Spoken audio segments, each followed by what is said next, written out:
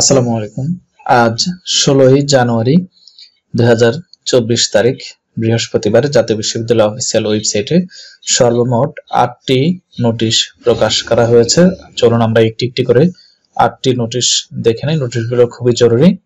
তার আগে সবার কাছে অনুরোধ থাকবে, যারা এখনো আমার মোবাইল অ্যাপসটি ইনস্টল করেনি তারা আপনাদের মোবাইলের প্লে স্টোরে যাবেন, গিয়ে মোহন সল লিখে সার্চ করলে অ্যাপসটি চলে আসবে, ইনস্টল করে নেবেন। এখানে জাতীয় বিশ্ববিদ্যালয়ের পরীক্ষা, ভর্তি, ফর্ম ফিল আপ সহ যাবতীয় সকল নোটিশ আপনি এখানে পেয়ে যাবেন।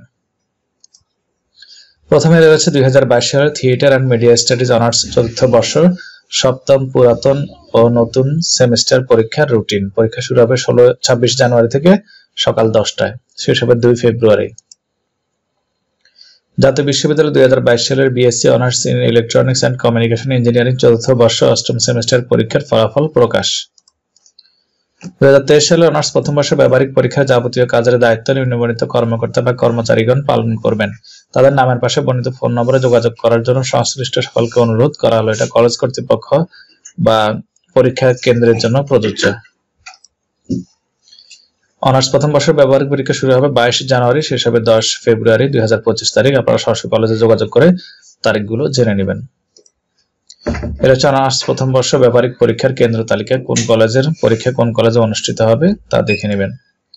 2023 সালে ডিগ্রি পাস ও সার্টিফিকেট কোর্স প্রথম বর্ষ পরীক্ষার সংশোধিত কেন্দ্র তালিকা। এখানে কয়েকটি জেলার কেন্দ্র সংশোধন করা হয়েছে। সংশোধিত বিজ্ঞপ্তি আন্তঃকলেজ সাংস্কৃতিক ও বিতর্ক প্রতিযোগিতা 2025-এর সময়সূচি পরিবর্তন সংক্রান্ত।